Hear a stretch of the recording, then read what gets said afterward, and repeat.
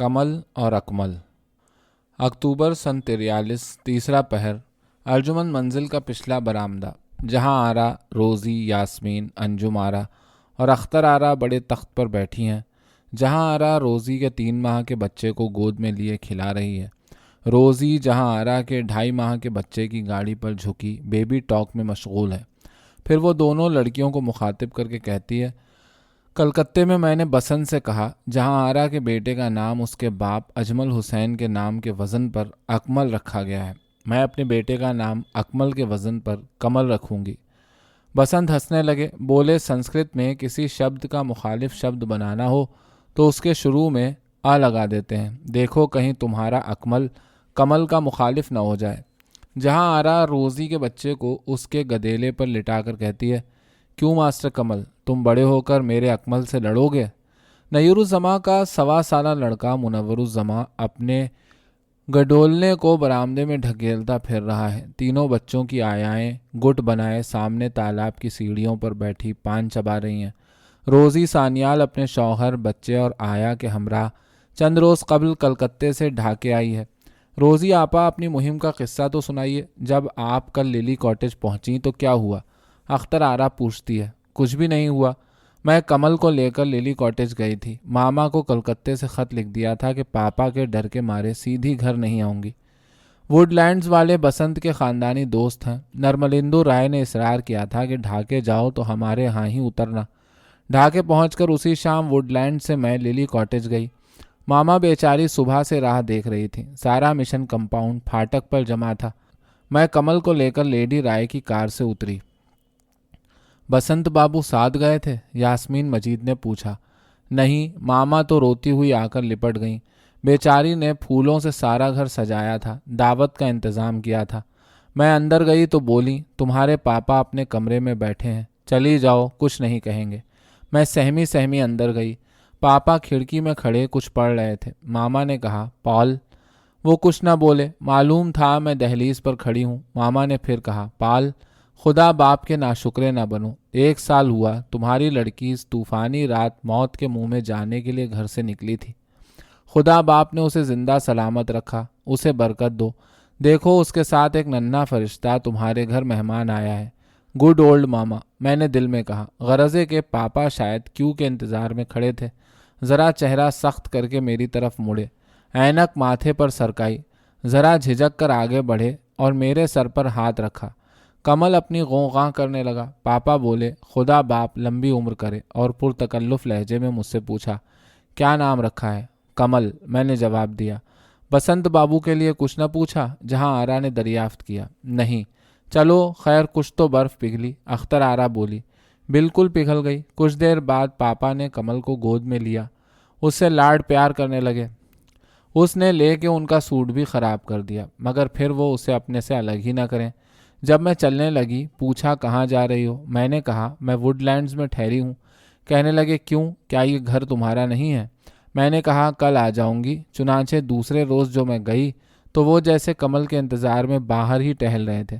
اسے دیکھ کر کھل اٹھے۔ ماما نے چپکے سے پوچھا، بسنت بابو کو نہ لیتی آئیں؟ میں نے جواب دیا، کل لاؤں گی، آپ ذرا راستہ ہموار کر رکھیے۔ پھر لے کر گئیں بسنت بابو کو؟ یاسمین مجید نے دریافت کیا۔ نہیں، کل تو نہیں جا سکی، پرسوں نرسوں کسی روز لے جاؤں گی۔ اتنی دیر کیوں لگا رہی ہو روزی آپا؟ میں تمہاری جگہ ہوں تو فوراً لے جاؤں، یاسمین نے اپنی سابق استانی سے کہا۔ روزی چپ ہو گئی۔ اتنے میں ماسٹر اکمل حسین مرشد زادہ نے زور زور سے رونا شروع کر دیا۔ 5 لڑکیاں اس کی طرف متوجہ ہو گئیں۔ جہاں آرا نے روزی سے کہا، بسنت بابو کو آج ہی للی کاٹیج لے جاؤ روزی، کل شام تو ہم لوگ سر پریتوش سے باتوں میں لگ گئے تھے۔ میرے سسر بسنت کو دلی بھیجنے کی فکر میں ہیں کہ وہ وہاں رہ کر قانون کی پریکٹس شروع کریں۔ نئی دلی میں ان کی کوٹھی بھی ہے، اس کے کرایہ دار کے جانے کا انتظار ہے۔ اسی سلسلے میں ضروری باتیں ہونے لگیں، اور آج شام کو سر پریتوش اور لیڈی رائے نے ہم دونوں کے اعزاز میں ڈنر کیا ہے، اس لیے آج بھی نہ جا سکیں گے۔ سر پریتوش اور ان کے ڈنر کی وجہ سے روزی تم اپنے ماں باپ کے گھر نہیں گئیں، جہاں آرا نے کہا۔ جہاں آرا، روزی نے آہستہ سے ذرا کوفت کے ساتھ جواب دیا، میں بسنت کو وہ پھٹیچر للی کاٹیج دکھلانا نہیں چاہتی۔ جہاں آرا نے آنکھیں پھاڑ کر اسے دیکھا۔ روزی، تم کو اب اپنے گھر سے شرم آتی ہے؟ اپنے والدین کو اپنے پوش شوہر سے ملاتے بھی شرماتی ہے۔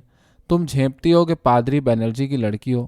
اسی وقت بیگم قمر الزماں اپنے کمرے سے نکلیں، ڈھاکے کی سرخ پاڑ والی سفید ساڑی بنگالی طرز سے باندھے، بے حد نازک اندام آ کر تخت کے کنارے پر ٹک گئیں۔ کمل کو گود میں لے کر قریب آئی مالا کو ابرو سے اشارہ کیا۔ وہ اندر سے صندوقچہ نکال کر لائی۔ بیگم صاحبہ نے صندوقچہ کھول کر 201 روپے کے نوٹ نکالے اور کمل کے گدیلے کے نیچے چپکے سے سرکا دیے۔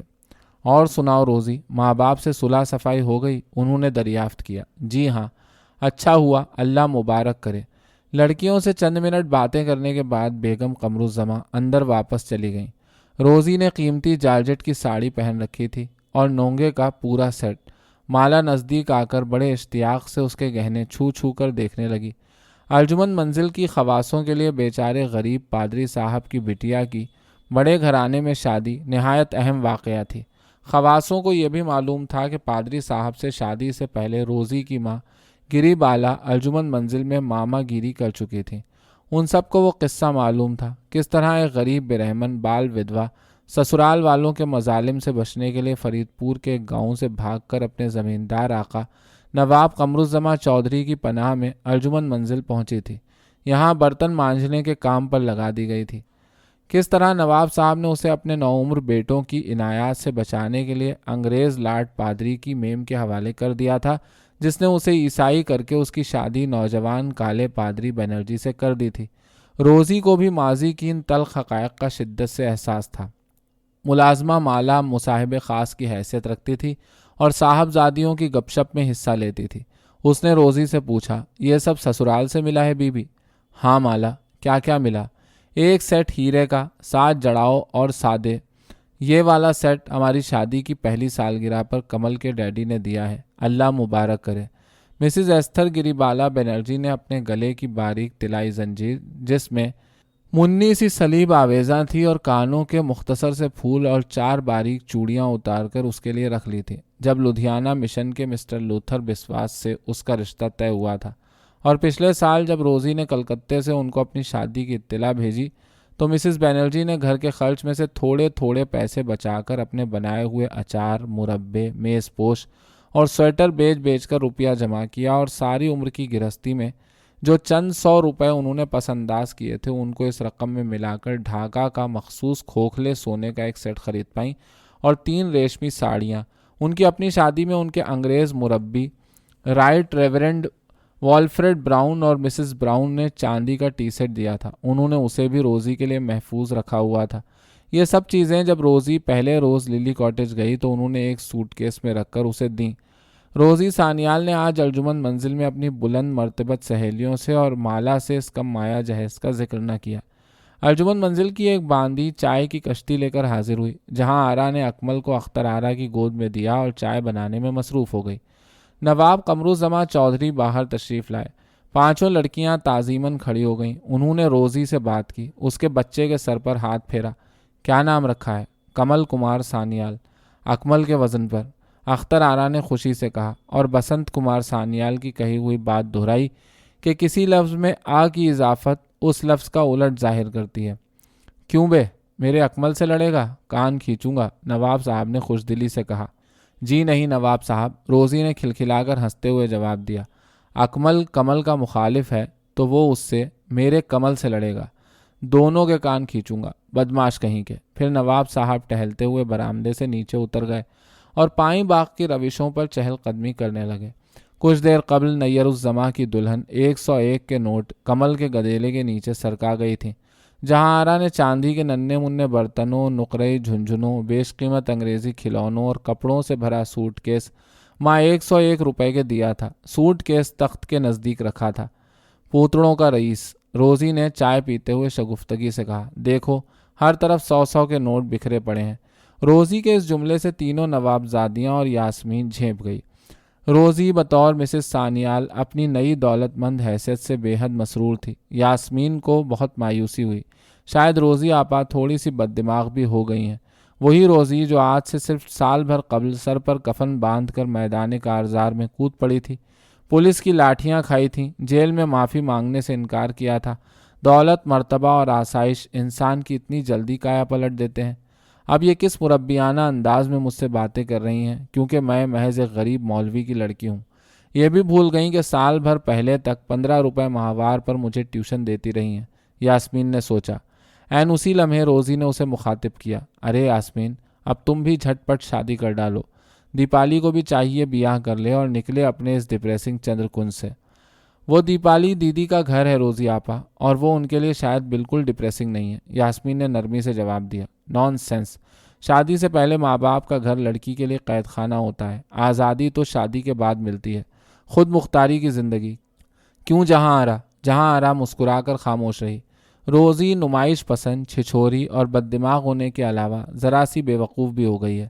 جہاں آرا نے افسوس کے ساتھ سوچا، اور اسے ایک نہایت کمینہ خیال آیا، آخر ہے تو ہماری پرانی نوکرانی کی اولاد۔ دوسرے لمحے اسے اپنے اس خیال پر ندامت ہوئی۔ اس نے جلدی سے کہا، ارے دیپالی کا بیاہ ہوگا تو دیکھنا میں کیسی دھوم دھام کروں گی۔ اس کے بابا تو کچھ کرنے سے رہے، سادھو آدمی ٹھہرے۔ میں 2 مہینے پہلے سے دیناج پور سے آ جاؤں گی، سارا انتظام خود کروں گی، مگر وہ روزی کی طرح چھپ کر کسی سے بیاہ نہ کر لے، سول میرج۔ آپا تم اپنے ہاتھی بھی لیتی آنا دیناج پور سے، انجم آرا نے لقمہ دیا۔ ضرور، ہاتھی گھوڑے پالکی سب لاؤں گی، مگر دیپالی کوئی مرغا ڈھونڈے تو صحیح، جیسے روزی نے ڈھونڈ لیا۔ دیپالی ہے کہاں؟ تم سسرال سے آئی ہوئی ہو، کیا تم سے ملنے اسے نہیں آنا چاہیے تھا؟ روزی نے ذرا بلندی سے ترش لہجے میں کہا۔ آپا کے ڈھاکہ آنے سے پہلے ہی دیپالی دی ریڈیو پروگرام کے لیے دلی بلا لی گئی تھی۔ آج کل یہ خبر گرم ہے کہ اما رائے ڈاکٹر سرکار سے بیاہ کرنے والی ہیں۔ شاید دیپالی دی کو یہ بات پسند نہ ہو اور اسی وجہ سے وہ زیادہ سے زیادہ گھر سے دور رہتی ہوں، اختر آرا نے کہا۔ ڈاکٹر سرکار سے؟ اما رائے؟ میں نے تو ووڈ لینڈز میں کوئی تذکرہ نہیں سنا، روزی نے خیریت سے کہا۔ کیوں؟ اما رائے جیسی ہیں ویسی ہیں۔ ڈاکٹر سرکار نے انہیں قبول کر لیا تو اما دیوی کی خوش قسمتی ہوگی، مگر دنیا یہی سمجھے گی کہ ڈاکٹر سرکار نے اما رائے کی دولت سے شادی کی ہے، جہاں آرا نے جواب دیا۔ انجم آرا اٹھ کر اندر گئی اور ایک قیمتی ولایتی کھلونا لا کر کمل کے قریب رکھ دیا۔ ہائے، تم لوگوں نے کتنی پیاری پیاری چیزیں کمل کو دی ہیں، روزی نے تینوں نوابزادیوں کو مخاطب کیا۔ ڈونٹ بی سلی، جہاں آرا بولی۔ تخت کے کنارے بیٹھی ہوئی یاسمین نے سوچا، میرا تحفہ ان سب تحائف کے مقابلے میں حقیر اور کم قیمت ہے، مگر میں نے کتنے پیار سے بچے کے یہ 2 فراک سی کر انہیں دیے ہیں، انہوں نے میرے پریزنٹ کا ذکر تک نہیں کیا۔ اب وہ دوستی کو تحائف کی قیمت سے ماپا کریں گی۔ لیڈی ارچنا رائے نے تو بس ایک چیک دے دیا ہے، روزی بے پرواہی کے لہجے میں کہہ رہی تھی، کہ کمل کے نام جمع کروا لوں۔ ویسے تو اس کے ٹھاکر دادا نے اس کے پیدا ہوتے ہی بینک میں اس کا اکاؤنٹ کھول دیا ہے۔ بیچاری روزی نئی دولت پا کر بوکھلا گئی ہے، چاروں لڑکیوں نے سوچا۔ برآمدے سے موٹر آن لگی اور نواب اجمل حسین مرشد زادہ چوڑی دار پائجامہ، سیاہ شیروانی، ترکی ٹوپی نیچے اترے۔ برآمدے میں آ کر وہ تخت کے قریب ذرا سا ٹھٹکے۔ جہاں آرا نے روزی سے ان کا تعارف کرایا، انہوں نے ذرا گھبرا کر آداب عرض مزاج شریف کہا اور زینے کی سمت چلے گئے۔ یہ 5 چباتے، بھدے، حبشی نما، بدحیت، میٹرک فیل جاگیردار، جہاں آرا کے خدائے مجازی، روزی سوچ رہی تھی۔ اسرار خداوندی، میں جہاں آرا کو کتنا خوش قسمت سمجھا کرتی تھی اور خود کو کتنی بد نصیب، مجھے بسنت کمار سانیال جیسا دلکش اور اسمارٹ شوہر ملا۔ جہاں آرا بیچاری کی تقدیر میں نواب اجمل حسین لکھے تھے۔ اسرار ربانی۔ نواب قمرالزماں پائیں باغ میں ہوا خوری کر کے برآمدے کی طرف آ رہے تھے۔ ارے بھائی بیگم، ذرا یہاں آئیے گا، میری سفید شیروانی کہاں ہے؟ اوپر زینے پر آ کر نواب اجمل حسین نے آواز دی۔ جی ابھی آئی۔ اور تازہ پان؟ جی آتی ہوں۔ جہاں آرا نے فوراً کمل کو تخت پر لٹایا اور چپل پیروں میں ڈال کر بصورت زینے کی طرف بھاگی۔ نواب قمرالزماں اس وقت برآمدے میں پہنچ کر گیلری کی جانب جا رہے تھے۔ انہوں نے کرب کے ساتھ جہاں آرا پر نظر ڈالی۔ بے زبان ملیحہ چودھری کی بے زبان بھتیجی، اسی کی طرح پتی ورتا۔ ملیحہ کی شادی ایک غریب کسان مولوی کے ساتھ کر دی گئی تھی، وہ اس سے نبھا لے گئی، لیکن یہ کالج کی تعلیم یافتہ لڑکی بھی اس زبردستی کے بے تکے رشتے کو کس سلیقے سے نبھا رہی ہے۔ میں تجھ سے شرمندہ ہوں بچی، اور اپنی مجبوریوں سے شرمندہ ہوں۔ میں تو ساری عمر ملیحہ سے بھی نادم رہا تھا، مگر میری ندامت سے ملیحہ کے لیے کیا فرق پڑا؟ میری شرمندگی یا پشیمانی سے تیرے لیے بھی کوئی فرق نہیں پڑے گا۔ تو مرتے دم تک اپنے اس نامعقول خدائے مجازی کی اسی طرح خدمت کرتی رہے گی۔ میری بچی، میری بیچاری بچی، کاش میں نے ریحان سے تیرا بیاہ کر دیا ہوتا، شاید میں ملیحہ کی روح کے سامنے بھی سرخرو ہو سکتا۔ کاش۔ وہ آہستہ آہستہ گیلری میں سے گزرتے اپنی جائے پناہ اپنے کتب خانے کی طرف چلے گئے۔ ووڈ لینڈ سے مسٹر بسنت کمار سانیال کا فون آیا۔ تھوڑی دیر میں مسز سانیال کے لیے کار بھیج دی جائے گی۔ نیئر اس زمانے برآمدے میں آ کر روزی سے کہا۔ روزی کی آیا تالاب کی منڈیر سے اٹھ کر آئی اور کمل کا سامان اور تحائف پیک کرنے میں مصروف ہو گئی۔ کمل اور اکمل دونوں برابر گدیلوں پر پڑے بے خبر سو رہے تھے۔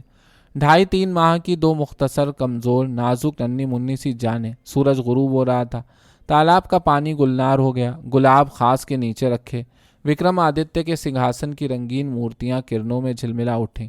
جھٹ پٹے کا وقت کمروں کے اندر بہت ڈپریسنگ ہو سکتا ہے۔ نواب قمرالزمان گھبرا کر اپنے کتب خانے سے پہلو کے باغ میں اتر گئے اور ٹہلتے ہوئے تالاب کے کنارے آ کر راج سنگھاسن پر ٹک گئے۔